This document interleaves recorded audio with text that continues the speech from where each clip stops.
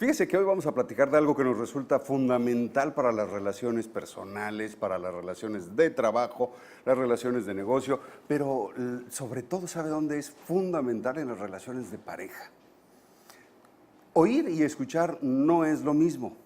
Y aunque sepa usted la diferencia, muchas veces tenemos que hacer un esfuerzo verdaderamente enorme para escuchar. ¿Qué quiere decir escuchar versus oír y por qué es importante saber escuchar? Hoy vamos a platicar aquí en el estudio con nuestra life coach de vida, Eva Reynoso, que nos va a explicar cuáles son estas diferencias. Eva, ¿cómo estás? Bienvenida. ¿Qué tal, Javier? Muy buenos días, muchas gracias. Entonces, no es lo mismo escuchar que oír. Definitivamente no es lo mismo oír que escuchar. Oír es un fenómeno biológico que es precisamente la capacidad de distinguir sonidos o incluso perturbaciones ambientales. Escuchar requiere comprensión, requiere interpretación. Escuchamos con nuestros 5 sentidos, no solamente con el oído. Y en esta escucha, un valor muy importante es la interpretación que hacemos de lo que escuchamos. Y esta interpretación viene justamente basada en nuestra historia personal, que tiene que ver con nuestras creencias, costumbres, cultura, educación. Y es como si hiciéramos una especie de filtro en donde escucho las palabras, pero yo le estoy dando una interpretación. Entonces, para ser capaces de escuchar, es importante comprender que no solamente es a través del oído, sino a través de nuestros 5 sentidos.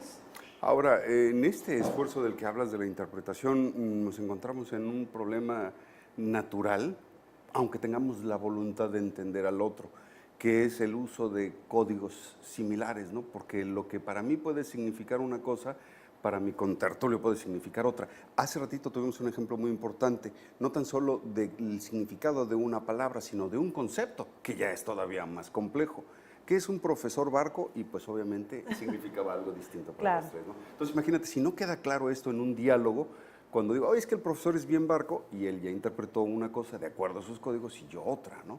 Y así nos vamos por la vida. ¿Cómo nos puede esto complicar la existencia, por ejemplo, en las relaciones de pareja? Definitivamente, si hablamos de relaciones de pareja, todavía es un ingrediente un poquito más complicado por el exceso de confianza que ya existe. Y esa confianza muchas veces está mal canalizada porque justamente como, bueno, ya lo conozco muy bien o ya la conozco muy bien, no le damos la importancia que tiene. Sin embargo, dentro de la escucha hay una herramienta muy poderosa para evitar este tipo de situaciones, que es validar. Y en ese validar, justamente durante la conversación hacemos un paro y preguntamos, oye, ¿a qué te refieres con esto que me estás diciendo? Si alguien me dice, fíjate, fui con Lupita y me dijo que era muy sarcástica. Entonces, yo hago un paro en la comunicación para evitar tener una interpretación diferente de lo que para esa persona es ser sarcástico, y le pregunto, ¿qué es para ti ser sarcástico? Y en ese sentido, entonces, yo ya voy a tener una información más válida y más cercana a lo que esa persona me está queriendo decir. Fíjate que este es interesante, y aquí nos metemos en una situación un poco pantanosa, porque cuando normalmente en una pareja se está tratando de llegar a un acuerdo, se está discutiendo un punto, el ánimo de la misma conversación como que no hace muy propicio el estar deteniéndola constantemente para preguntar, bueno, ¿y tú qué entiendes por esto? ¿Y tú qué entiendes por lo otro? Pero es increíble, Eva, no sé si estés de acuerdo conmigo, yo he podido constatar que menos del 50% en una comunicación, aunque sea en pareja, es efectiva, es comunicación efectiva. Uno se fue con una idea ligeramente diferente y otro con... Y a veces hay pleitos que duran semanas por la interpretación equivocada de uno de los dos. Así es. Y aquí tiene que ver mucho la apertura, Javier. La apertura a entender la diferencia del otro, a entender que las personas somos totalmente diferentes y únicas, y que la interpretación de cada quien es única. Existe algo que se llama brecha inevitable o brecha de obviedad en una comunicación, y justamente tiene que ver en el caso de que él interpreta de una forma, yo interpreto de otra forma, pero es mi responsabilidad reducir esa brecha de obviedad. Y esta la reducimos justamente, primero, teniendo la apertura de entender que en las relaciones de pareja, de trabajo, en el día a día, siempre va a haber diferencias en esa comunicación, y por lo tanto el que una persona piense diferente, escuche diferente, no significa que está mal, no significa que lo voy a descalificar, no significa que no sabe, simple y sencillamente es diferente a mí. Y la escucha siempre va a ser cuando mucho una aproximación al otro. Jamás va a ser totalmente y al 100% entendible claramente porque interpretamos diferente. Sí, ese es un punto, ¿no?, del que hablábamos. Eso cuando nos asociamos con personas, es decir, cuando buscamos una pareja que tenga muchas afinidades y a lo mejor un nivel intelectual más o menos similar, un nivel educativo similar, que normalmente las personas buscamos asociarnos con símiles a nosotros. Sin embargo, ¿qué pasa cuando te involucras con personas que las diferencias en este sentido que acabo yo de enlistar son más grandes? ¿Hasta cuándo necesitas o de qué manera puedes salvar? Si tienes muy buena relación, mucho amor y te sientes muy bien en otros aspectos, ¿cómo puedes trabajar para que esa brecha se acorte en la comunicación? Así es, mira, hay una frase que me encanta mucho. El Dalai Lama dice que cuando nosotros hablamos o cuando tú hablas simplemente estás repitiendo algo que ya sabes, pero cuando tú eres capaz de escuchar, te das la oportunidad de aprender algo nuevo. En ese proceso, la apertura, nuevamente repito, es fundamental, porque si regresamos a que no solamente escuchamos con el oído, sino con todos nuestros sentidos, yo te diría, y la invitación justamente es, escucha con todos tus sentidos, con toda tu atención, pero con todo tu corazón. Entonces, cuando estás ante una situación de una persona donde hay muchísima diferencia por cuestiones culturales o cuestiones de costumbre, entonces ya viene, ahora sí, tu elección de ser sensible y entender que esa persona es muy diferente a ti respecto a esa cultura, a esas costumbres o a esas creencias, entonces dar más de ti y buscar escucharlo con el corazón y no necesariamente con el oído. ¿Y no corremos el riesgo también de malinterpretar? ¿En qué sentido? Aunque escuchemos con el corazón, decir, mira, lo que está buscando es tal cosa, o lo que necesita es tal otra, o lo que me quiere decir es esto. ¿No debemos ahí también concentrarnos en buscar a través de la retroalimentación o de la pregunta, ¿qué quisiste decir con esto? ¿O qué entiendes por esto? Definitivamente, hablábamos de 3 elementos para cortar la brecha de obviedad o la brecha inevitable y decíamos que uno es el validar. El otro elemento es compartir inquietudes. Esto tiene que ver con entender el propósito de lo que esa persona me está queriendo decir. Y yo puedo preguntar, ¿me estás queriendo decir esto o de qué realmente me estás hablando? Y la otra cuestión muy importante, que es un elemento también para cortar esa brecha, es la indagación.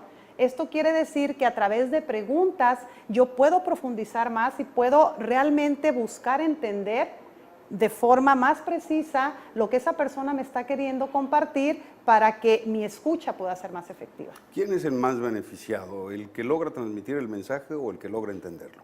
Ambas personas. ¿Por qué? Porque el que logra transmitir el mensaje, hay una corresponsabilidad en la escucha, esto es muy importante. Y esta corresponsabilidad significa que cuando eres oyente, tú eres responsable de tu propia escucha. Pero cuando eres el orador, el que habla, eres responsable de la escucha del otro.